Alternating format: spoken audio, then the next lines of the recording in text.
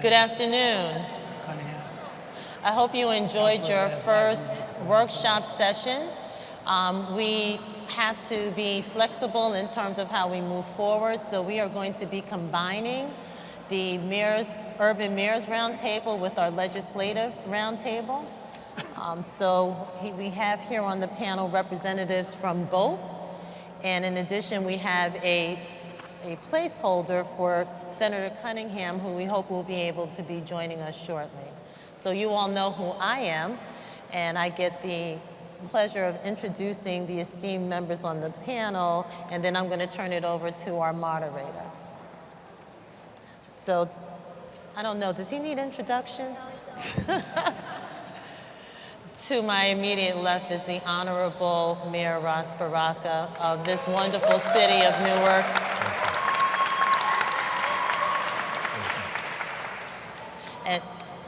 And to his left is the Honorable Senator Ronald Rice. And then we have our moderator, Barbara George Johnson from the Thomas Edison State College, Watson Institute. We have our Assemblywoman Pinkett. And we have and I'm sorry, I just met you, Shep Brown, who's representing the Mayor Mapp, who is not able to be here and representing the city of Plainfield. So we're going to turn it over to Barbara. So good afternoon. I hope you all can hear. If you're in the back and you're unable to hear, join us up front. You don't bite. I want to take this opportunity to thank the Governor's Office, the Office of Treasury, and the Office of Diversity and Inclusion for this amazing program today. I know this morning there were a lot of exciting opportunities to talk about small business. I look forward to hearing from the esteemed panel that we put together this afternoon of mayors and legislators on the issue of small business in New Jersey. So I'd like to start off with a question immediately because we have about an hour, and I would love to get all of the, as much of the questions in as possible. So my first question is, what is the background of the Diversity in State Procurement Study Commission? And I'd like to turn to Hester to start answering that question. Okay, well, thank you, Barbara. Governor Murphy recently made all the appointments for the State Disparity in Procurement Study Commission. I am privileged to serve as the governor's appointee on that commission, which I chair. We have on this panel represented two of our members of the commission, Senator Rice, Assemblyman Pinkett, and the mission of the commission is really to study and look at state contracting to determine across all state government as well as on a municipal level to determine whether or not there are any disparities in our contracting processes and to further recommend and findings of what the state should be doing to address these disparities, if any. So the commission had its first meeting in February of this year. It has a 1-year shelf life, meaning that it will wrap up its work in February of 2020. From the time that we've had the first meeting until to date, our last meeting was actually this week on Tuesday, we have had a number of diverse chambers, professional organizations, state departments, as well as some of our best in practice neighbors from across the Hudson come in and speak to the commission members about challenges that diverse businesses experience in contracting, what are some of the things and the tools that other agencies and departments in other jurisdictions have been able to use to be successful in increasing the spend. I can tell you that the commission members have really been actively engaged in the conversation. We all are. We are very grateful for the information that has come forth, and we are really committed to doing the right thing and moving forward as to how we can make some changes legislatively and through the governor's desk to address some of the disparities that we're hearing, at least at this point, anecdotally. You heard from the earlier panel with the state treasurer that the Department of Treasury is moving forward with conducting a disparity study, and that will be a tool, one of many, to be able to help the state set up its program. But separate and apart from that, the program is only as successful as the processes and the systems that are employed. And so that's what this Disparity in Procurement Study Commission is about. The majority of people who complement the commission are legislators, with the exception of myself and a couple of other representatives in key positions in state government, the Treasury Department of Purchase and Property, and that's because they procure for all the state departments and agencies. And then we also have a representative that has that same function on our local services side. So it really is a pleasure to be able to be here and to let you have a seat at the table so that we can talk to you about some of the insights that we have been able to see from our vantage point and really just share with you what our thinking is.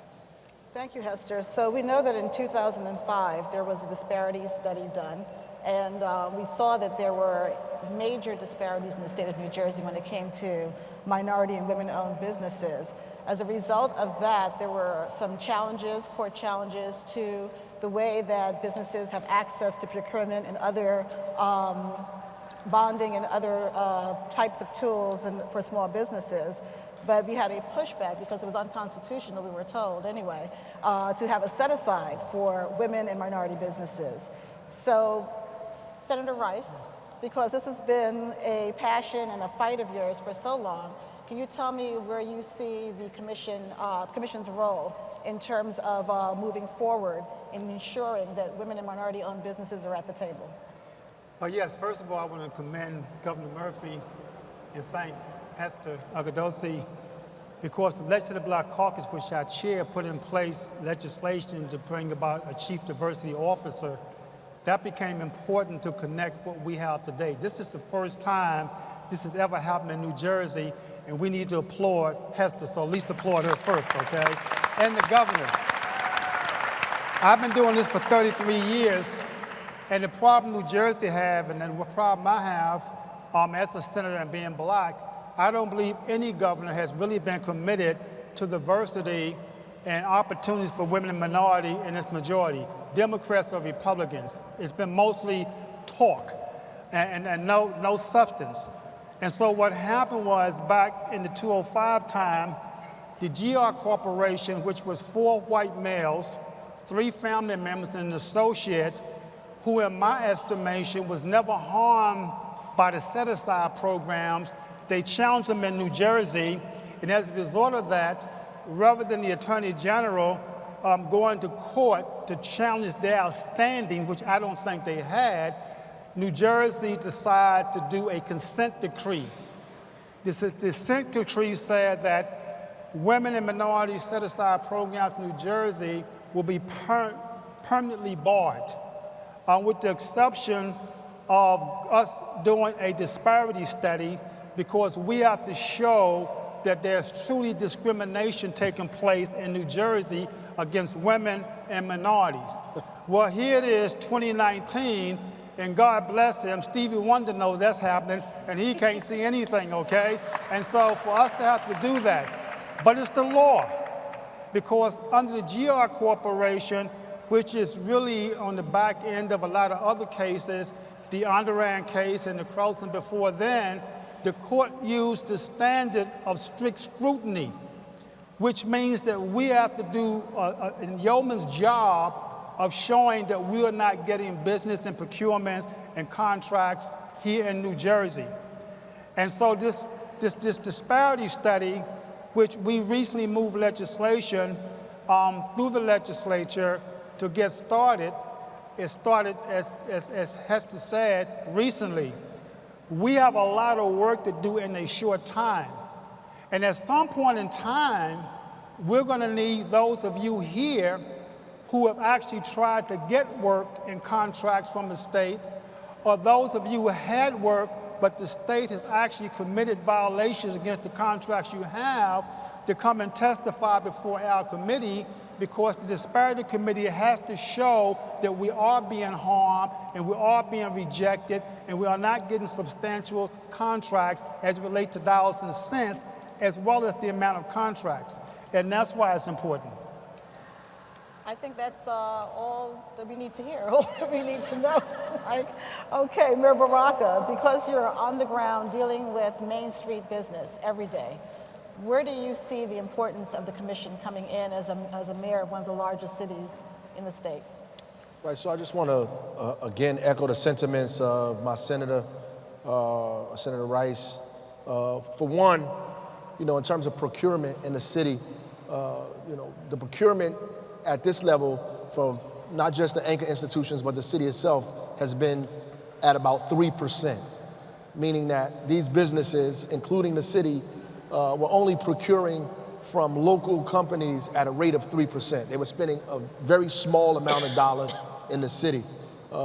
Prudential helped us do a study that outlined that. And so we created something called Hire by Live, and in that was trying to get corporations and the city itself to begin to spend more money with developers, with businesses, with folks that were city businesses, and particularly, black and brown businesses as well, and women businesses as a part of that. The city of Newark itself went up from 3% to about 35% in about 5 years. And so we're trying to, that's good, but it's not where we need to be, but it's certainly better than 3%, right? And we want to make sure that the other corporations do the same. And we're talking about not a small amount of money that's being left on the table, but huge sums of money that would be directly put into our economy. We're talking about tens of millions of dollars that would be directly put into our economy and begin to turn over in our community to have that, what we call a multiplier effect with businesses and residents of our town. A business expands, they hire somebody here, a local person goes to the barbershop, they eat here, they go to the store here, it helps our economy. We know that also that only 18% of the folks that work in the city, in the last census report, only 18% of the people, the jobs that are in the city are Newark residents. So we want to make sure that number also increases. So that it goes to what the senator is saying, that the inequity is there. The disparity is clear.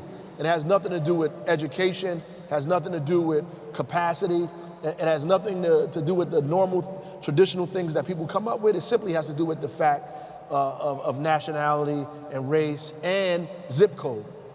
And so we need to directly change that, and I think the commission has been working. One of the things that have been important for us, even with the film, the tax credits around film, is I think we're the only state that has the tax credit that is directly designed towards minorities as well, right? So that's incredibly important, that we make sure that we target deliberately, no matter how much they say is against the law, that we deliberately and intentionally channel our resources and our goods to communities and folks that have been left out deliberately. Yes. They've been left out intentionally over generations, that we have to replace that on purpose.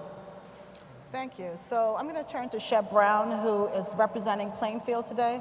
And Plainfield is one of our mid-sized to smaller communities. So tell me, as we hear Mayor Baraka talk about people that are left out, and we know the importance of Main Street in small communities, talk about the types of incentives or programs that you all might have in Plainfield that help to support small business in your downtown. So first off, my mayor, Mayor Matt, would have loved to have been here, but as I've learned from all the legislators, their schedules are so tight, so he sent me. First I want to talk about the diversity plan, and I'll talk about that. What I find is so exciting about that is you'll be able to address some of the issues that smaller cities who have progressive leaders are not able to do because they don't necessarily have the capacity to do it.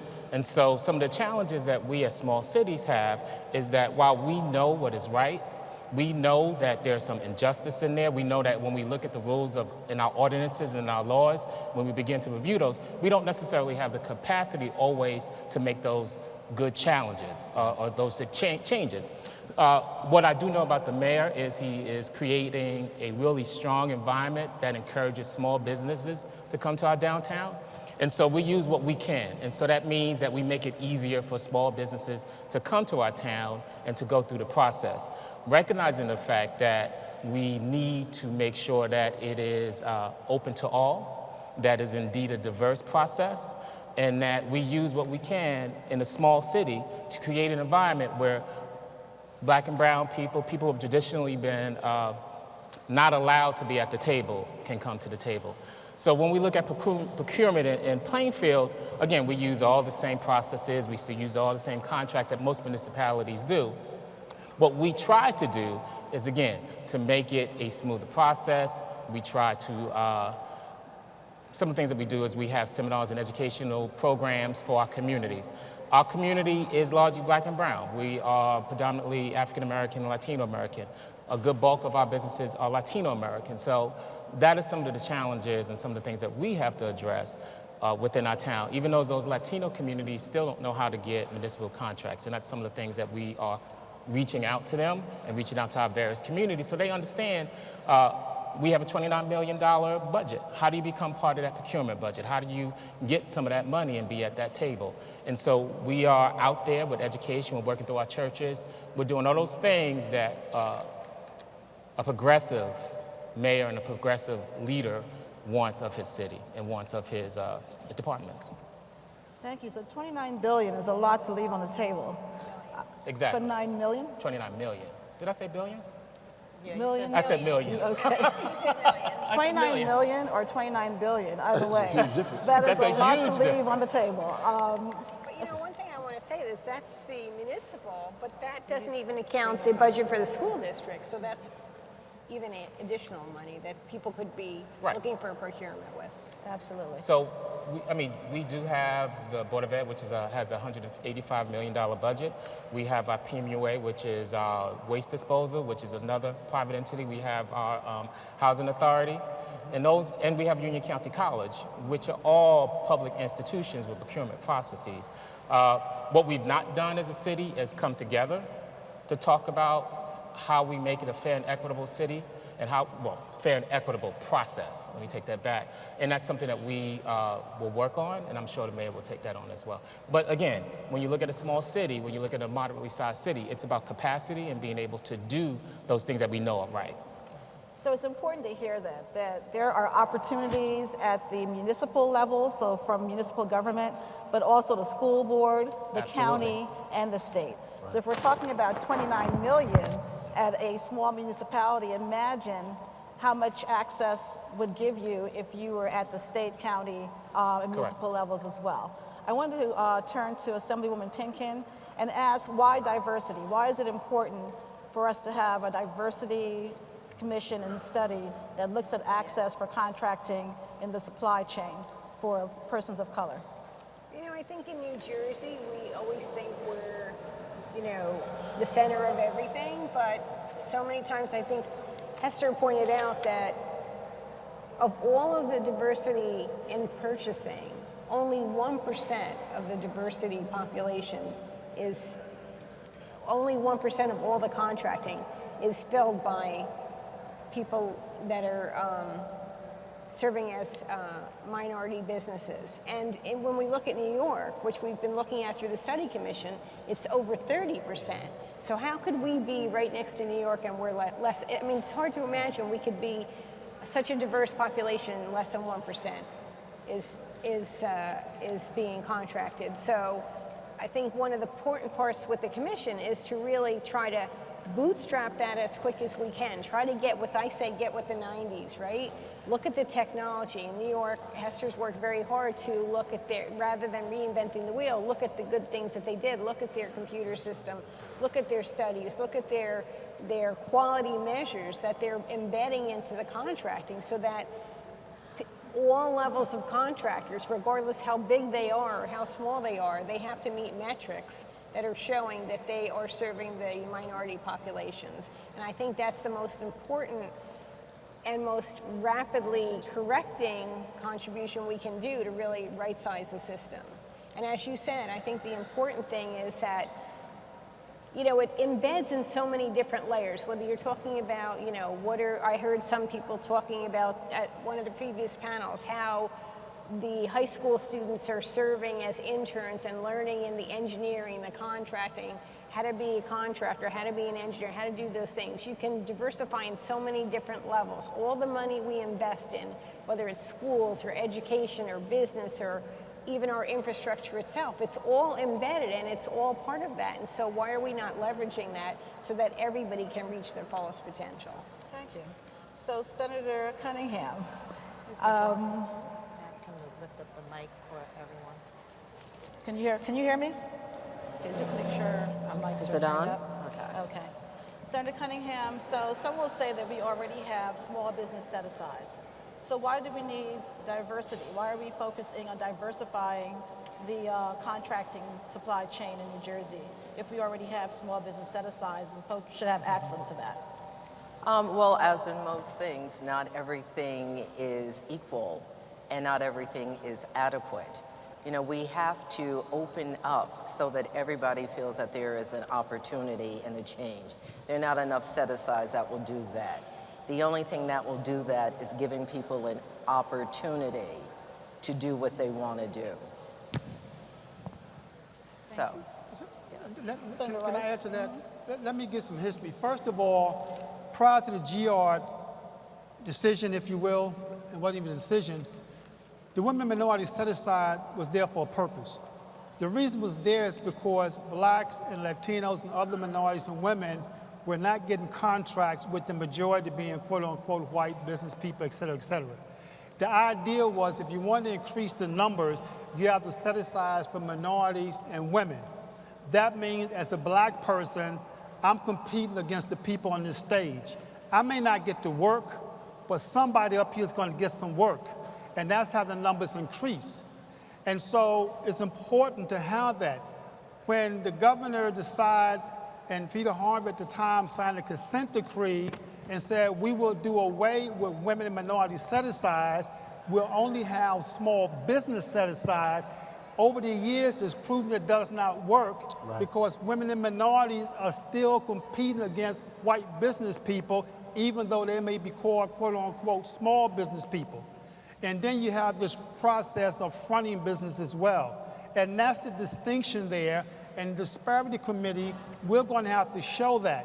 But we're also going to have to show, when we show the discrimination, that those of you out there, some of you may be new, some of you have been around, we have to show under strict scrutiny that you are willing, ready, and able to do if we call you in and give you a contract. It can't be no half stuffing and stuff like that. That's what the court is doing to us. But we do have people that's willing, able, and ready, and we have capacity.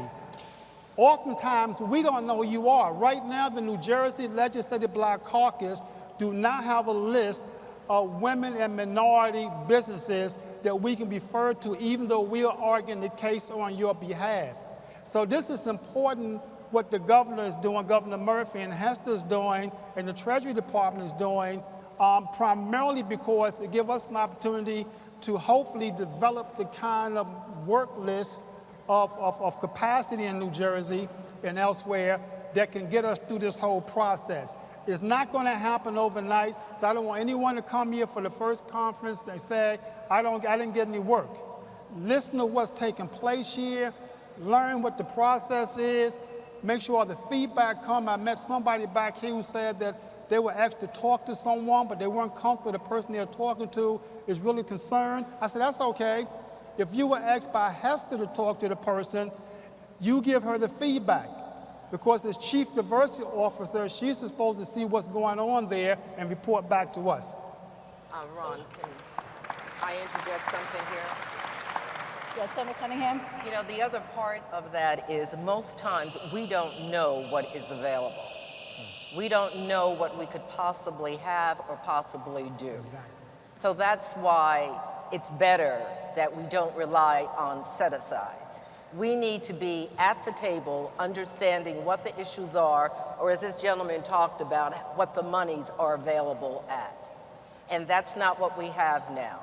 And you're right, you have the New Jersey Black Caucus, but we don't know what anybody else is really doing.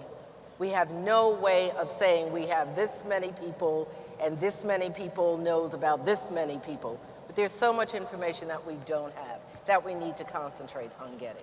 So to that end, Hester, what is the significance of the New Jersey Connect Summit in the effort to move this process along?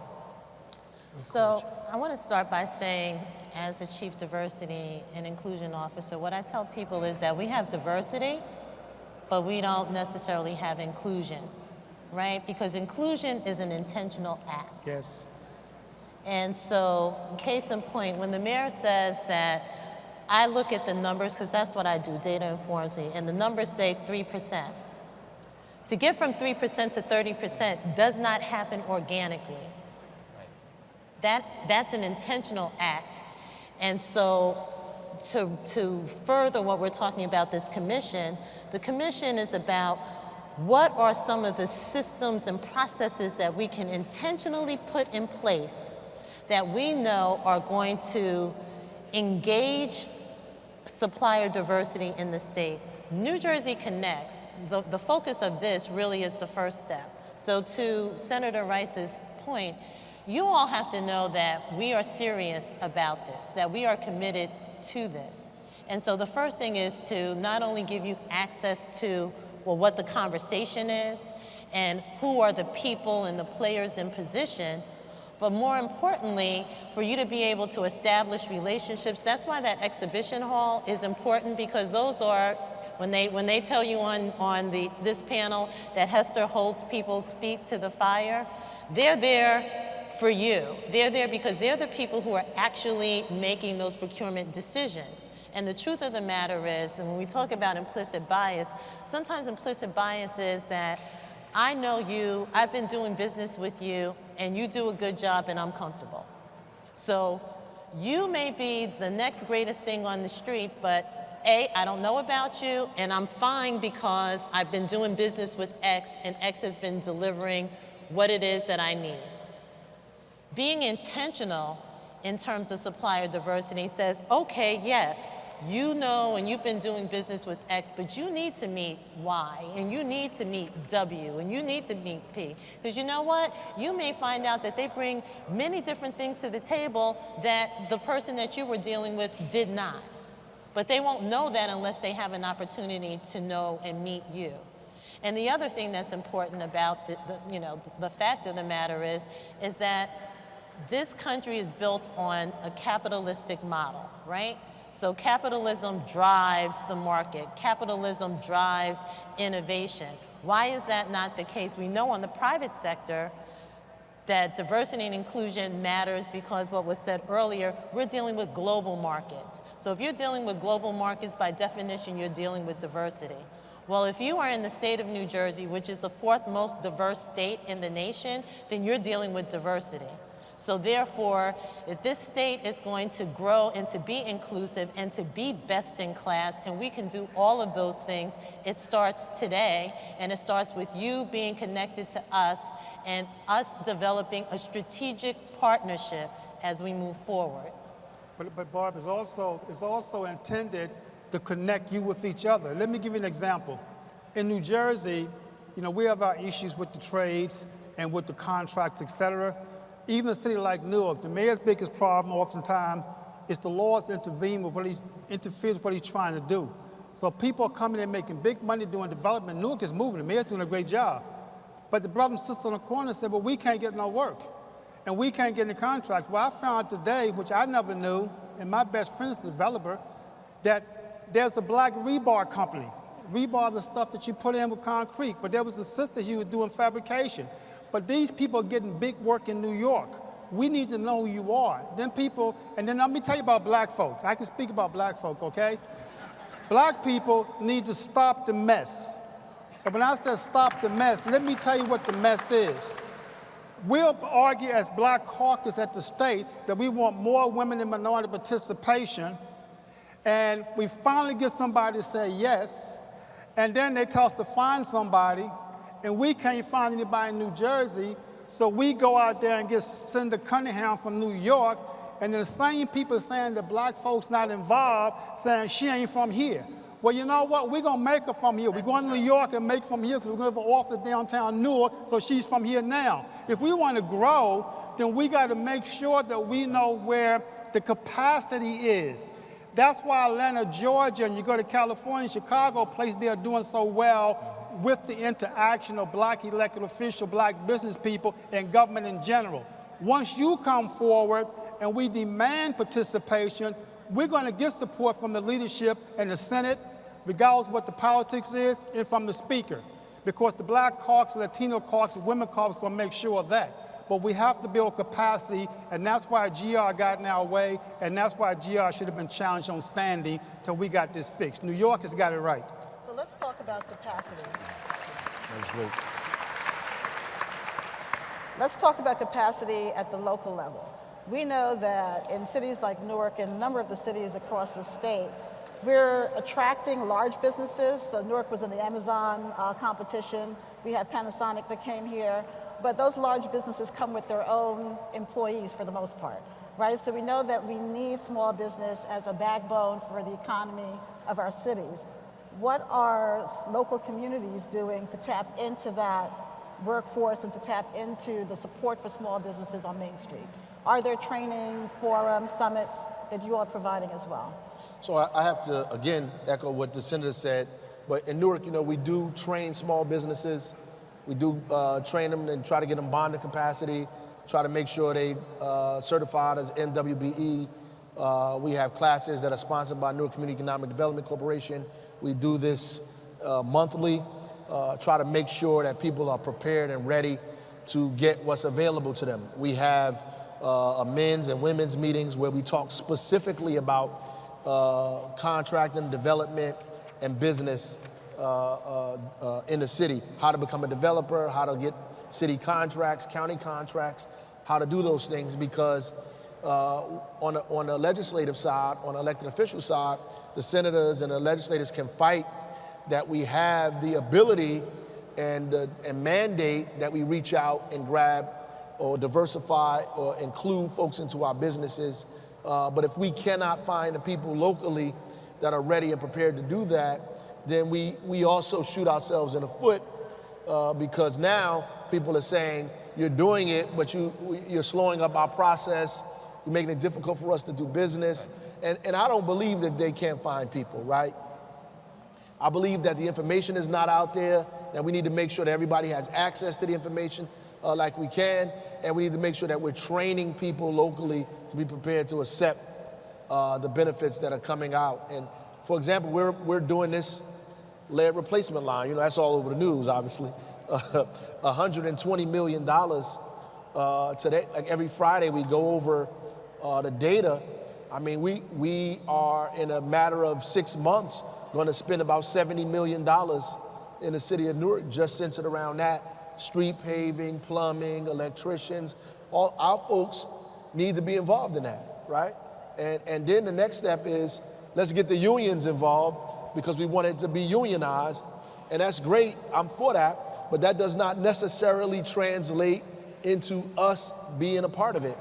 It does not mean that, right? So we'll make it a union company, but at the end of the day, it don't mean my neighbor gonna be a part of it. So how do I get both? And so what generally happens is that we have to fight to get our residents involved, and they're gonna get paid less money, more than they're making, but less money than the union contract, right? So the unions might get $68 or $120, but we may get our folks in there for $50, and they happy with $50, but these other folks are getting $120. So it's still a disparity, even in us trying to make equity, it's still disparity in our fight to make it equitable. One thing I want to just add is that a lot of the big union organizations like the Carpenters are doing that now in their training programs, is really putting diversity in their training programs so that they have a diversified employment base to provide to the contractors, whether they're independent or part of a state contracting system. But New York grew because the governor had a real commitment. The mayor has a real commitment. They put money, they built capacity in the program with money and human resources. That's important to know. The unions are training folk, but we had a Governor Christie, who was here. The Legislative Black Caucus moved legislation after we beat up on the former Governor John Quasson, and we put in place the 1/2 or 1% of contracts, state contracts in construction over $1 million have to go into training of women and minorities in the construction trade. The governor put the money in general revenue. There was no real commitment. The money is still being collected, so we're connecting here with you today, but I got to connect with the Black Caucus and the governor to hold it. That $17 million that we raised that went in general revenue, when it's coming in now, it has to go back into the programs and the things that Hester is trying to do. That's going to be on us in the legislature, and if that means fighting the Senate President, I don't have a problem with that. If that means fighting the Speaker, I have a problem with that. But we need to know who you are, so when we sound the trumpet, you can come and let them know you're ready, you're willing, and you're capable of getting the job done, and then we're going to have a different kind of relationship.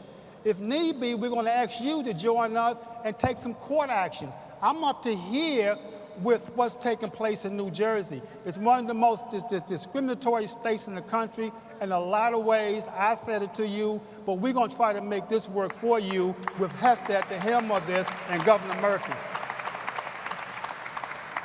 So I want to go back to legislative remedies for dealing with small business procurement and contracting. But before that, let me hear from Shep Brown about capacity building again, because that's one of the things that you also mentioned in your earlier remarks, the need to build capacity in local communities. Obviously, small businesses do not exist in some place called the state or county, right? Correct. They're on the ground in main streets. So let's talk about the needs of a playing field for capacity building and getting access to those dollars. So many of the things that happen in Newark, we do. We do bonding, we do workshops on how to become a contractor for our municipality, particularly the city, not any other municipality, any other unit within. But the small businesses still have some challenges when it comes to making sure that they have all the insurance, they have all of the bonding necessary, and have all of the capacity. When I mean capacity, once you get the job, say you prevail and you get the job, now you have to kind of backfill with your staff and to make sure that you can meet the needs and begin to fulfill that project. So one of the things that we do in our city through our economic development office is that we kind of hold your hand through the process. Now, again, we're a small city, our projects are a lot smaller, but they're important to us because they create that income for our city. And so what we do, particularly through economic development, is we work with the small businesses to make sure that they have the things in place, that they have, whether it's a computer program to make sure they have their accounting system so that they meet those needs, whether they have the proper insurance. If they need bonding, where can they go to get that? If they need help in siting, finding a space that's appropriate for what they want to do, we work to do that. And it's still the same challenges, getting those people to the table to understand the process. I really think it's about the process, about understanding that you can make this happen. How do we get that information to you, and how do we work together and come together to do that? So I'm going to start with Senator Cunningham and then go to Assemblywoman Pinkin and Senator Rice about any kind of legislative action that's pending to support the inclusive economy that we're trying to move to in New Jersey. Well, one of the things, or the most recent thing that's going on in Trenton now, would be the medical marijuana bill legislation that mandates that a committee be formed, a study committee, to determine how money should be given out to people, or licenses for people who want to do medical marijuana. That's probably medical, Ron, not the other. That's probably one thing that's happening in the legislature now that we're looking at. If licenses should be given out for medical marijuana based upon race, if it should be because of the areas that people are living in, or if money could be put aside, I think it's 15% perhaps, for minorities as a way of developing an opportunity for employment and for training and for businesses, for ownership. Thank you. Assemblyman Pinkham? Well, I think the point of the commission is to see where we can bootstrap things. And so one of them, I think, is going to a computerized system so that we have a data assessment tool that can figure out where the contracts are, who has them, who needs people, who's able to deliver on the different products, whatever it is. It could be something small like a stapler, it could be a large construction project. All of that data needs to be managed.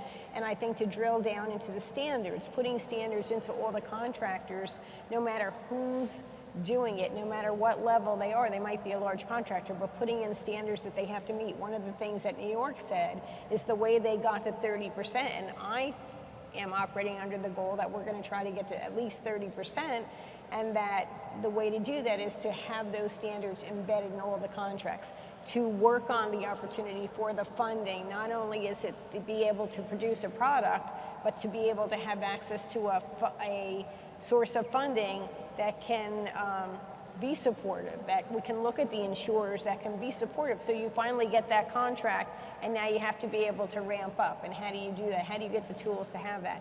So really developing those systems. And we talked about looking at the new, are there things that we need to do differently? One of the things is to look at the levels of, the financial levels about whether or not you have to go through, different bidding processes. For certain levels, it's might be $17,000. Sometimes it's $40,000. Sometimes it's at much higher levels. But we have to look at now, maybe we need to update those, and where do we update them, and how do we do it so that we can bring people into the contracting. So I think focusing on that is the quickest way. And when looking at the program today, there's so many resources that the state has, but they're all siloed. So how do we leverage that and bring it together so that we can make a more successful program? So Senator Rice, I'd like you to comment on the statement about silos. And we know that probably 2 or 3 governors ago, there was supposed to be an office in place to help with bonding, gaining capital for small business. And I'm thrilled that Hester's in the position that she's in, because I know we'll be moving down that track. How can the legislature be supported in that? Well, the legislature can have to go back and revisit what Chris Christie did after we had legislation, Executive Order 151, Executive Order 34, which we're trying to codify back now, but it's still law, the executive order. But we took those things and we put them into public law when we knew that the Democratic government was leaving. And so the executive orders became Public Law 313, 209, and 335. But within there was this whole office within Treasury that had the authority to, number one, and they did this, by the way, to tell all the authorities and agencies in the state government that they had to put certain language in the contracts when people come in so they knew there'd be participation. It was supposed to monitor at the job sites, whether it's on the procurement side or on the construction side.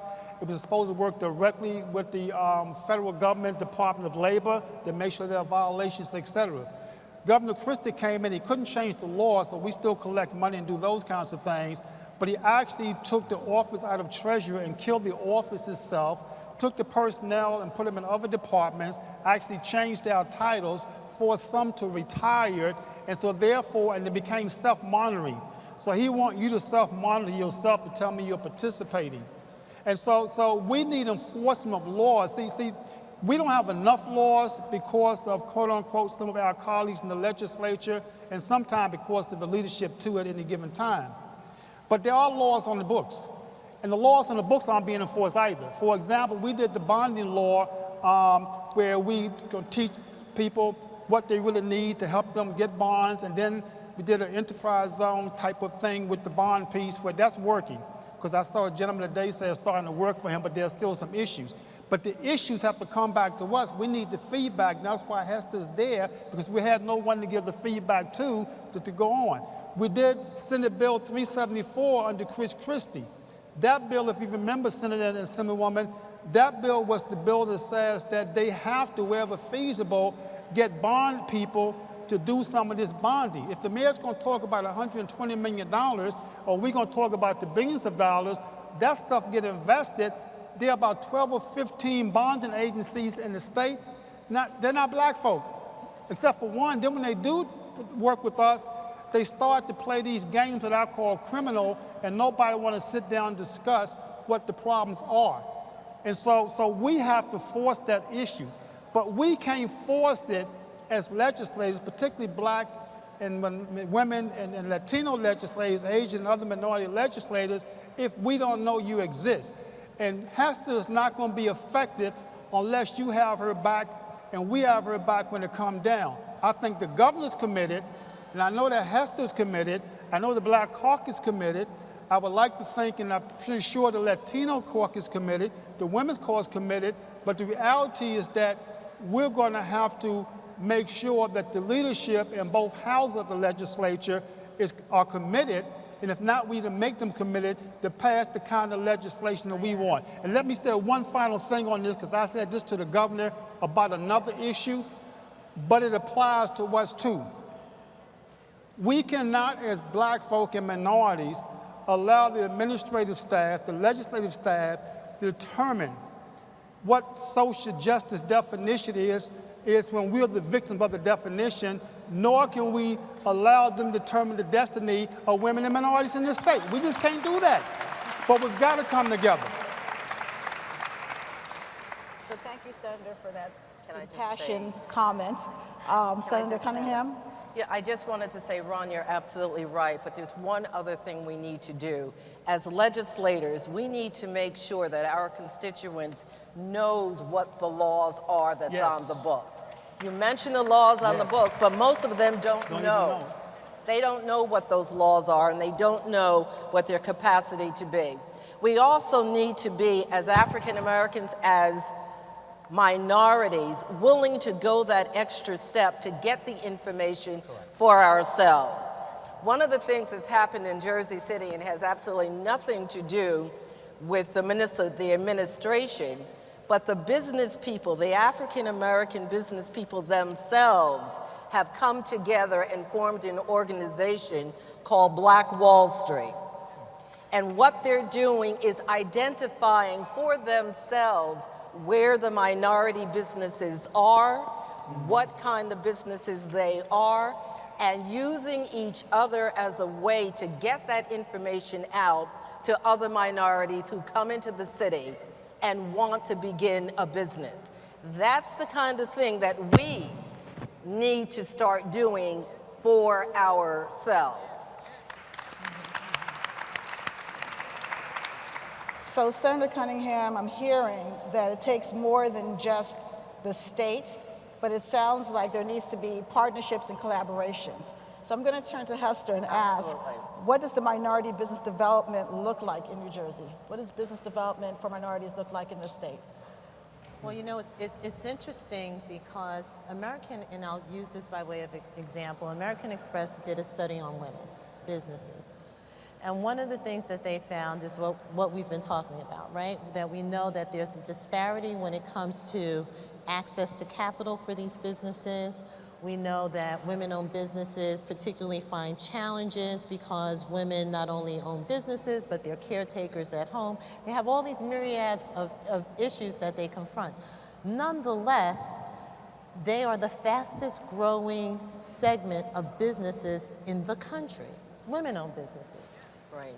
And then if you look at the data, we see that women African American owned businesses are growing at a rate 3 times faster than the national average. So, you know, you have to ask yourself, with all of these challenges that we're sitting around the table talking about, right? What's happening out there in that ecosystem is that these businesses are doing it for themselves. They're not waiting for us to get it together because they gotta put food on the table and survive. So we applaud you, I applaud you personally for that. And not only are they out there doing it, but they're doing it at numbers that just defy the odds. The other thing that the data tells us is that when we look at the performances of these businesses, that particularly in financial services, oftentimes they outperform. So, you know, again, I think that if I can say one thing is that, number one, we tend to lump diverse businesses as small businesses, and that kind of annoys me because diverse businesses are not just small businesses. And I think that when we do that, it's that imagery that goes along with it, right? Well, I can't contract with a diverse business, or they may not have the capacity, or may not have the ability, because there's this mindset when we talk about diverse businesses that means that it's small business. But the truth of the matter is that we have sitting in this arena diverse businesses that have substantial capacity and abilities to do these things. So I think that that's number one. That the data, number two, shows that these businesses are out there, that they're growing, and again, the data shows that that's what's bringing the innovation, that's what's bringing, we started this summit with Ashley Stewart as a spotlight. And by way of example, Ashley Stewart, a business, a Black-owned business that due to lack of access to capital was on its way down. And the difference that you had, fortunately for them, that they met with this venture capitalist, Mr. Ree, who saw the value in them and put his own skin in the game to be able to make that investment. And what do we know about Ashley Stewart now? It's a $1 billion online retailer. There's no reason why any of these diverse businesses cannot have that same trajectory, but it's the systems that are in place. My background, if you look in my bio, is criminal justice as a prosecutor. So I've spent more than 20 years when it comes to issues of criminal justice. And the important thing about that is that this notion of justice, and we talked about it, is not just in the criminal arena when we're talking about disparities of people of color, but it's also in the economic arena when we're talking about people of color. And so there are systems in place. You cannot have almost 70% of the firms in this state that are diverse, and that's what they represent, participating on a level of less than 5% in the state contracting process. That's not because these people just don't want to. I don't think that you just woke up this morning and said, I don't want to do business with the state. I think it's a matter of not having access. I think it's systems that are in place. And I'll give you, by way of example, one of the things that we're looking at in the commission. In the state of New Jersey, if you want to send something out to public bid, it has to be, if the value of the contract is $40,000 or more, then that has to go out to public bid, $40,000 or more. We have procurement people who have come in front of the commission to say there are embedded into these RFPs language and processes that make it very difficult for these businesses to be competitive. If you forget to fill out the I don't do business in Iran form that may have absolutely nothing to do with what is being procured, it is a deal breaker, non-negotiable. You do not go any further. That's a systemic, built into the process problem. The fact that we have contracts that are so huge that becomes a barrier to entry, because in order to be able to procure it, your capacity has to be up to here, when in fact it doesn't really have to be that way. And you saw Chris Rain from the Office of Information Technology talking about, well, what does the data show? The data shows that that's not really the best value in technology. And what the best value is smaller contracts. So we're looking at, there are systemic processes and regulations and systems that account for this disparity. I think that we can all agree that if 70% of our firms are diverse, but yet our spend is less than 5%, something is wrong. And so this is not just an issue of social justice, this is an issue of equity. This is not we're trying to give somebody something and taking away from somebody else, because the equities actually show that it's this way, where diverse businesses don't have that level of access, and a lot of it has to do to systemic processes that we have in state government that perpetuate that. So I will just say this. We had Michael Garner, who I'm told might be here, from MTA, which is the New York City Metropolitan Transit Authority. He came in and he talked about a program that they have in place. And again, I will share with you conversations that I hear when I go into the room, when we talk about diverse businesses. Well, what we do here in this department, and I'll just be respectful and say Department X, it's very technical. It's hard for us to be able to find diverse businesses that are able to do this type of work. Well, MTA is, their capital projects are in the billions of dollars. What they do is technical all day long. And their spend with diverse businesses is somewhere in the area of 30%. Well, how do they do it? They do it because they put in place programs in order to ensure that they are bringing in diverse suppliers. Their motto is, if you build it, they will come. What is it, and that's what we are looking at, what is it about our systems and processes that are in place that exclude you? Because that is what we need to look at too. Now, the other thing that I would say is that, and I really appreciated that, from the procurement standpoint, this notion of having large contracts makes sense, of bidding out large contracts because it's more efficient. If I bid out a large contract, then I only need one person to necessarily staff and manage that. But if I break this into little pieces, then that's going to require more work, that's going to require more manpower. So therefore, there is historically been in procurement this focus on larger is better. But the proposition was presented to the commission. This is, again, a policy decision. If we are going to recognize the fact strategically that our state is diverse and by 2028 we will be majority minority, and we want to leverage that, then the policy dictates that we need to incorporate diversity. So we need to, as a policy position, make investments in diversity. So that means we're going to make that investment in breaking down those contracts so that they are smaller, that they build and they provide a platform for you as diverse businesses to come on. Because when you grow, the state grows. And when the state grows, that means that our economy grows and our innovation and our technology grows. So it's all about how we approach this. And that's why this is very important today, that you have the opportunity to sit here with the decision makers and be a part of the conversation. We can have this conversation on this platform, but what Senator Rice said is so very true. You need to not just be here, but you need to be speaking to your elected officials. And you need to come down to Trenton. And you need to show up and let it be known that you very much need to be a part of the state's investment in policies that are going to address the systemic processes that exclude you out of being part of that contracting process. We're doing that now, and we're committed to doing that, but this is a partnership. Thank you so much for that.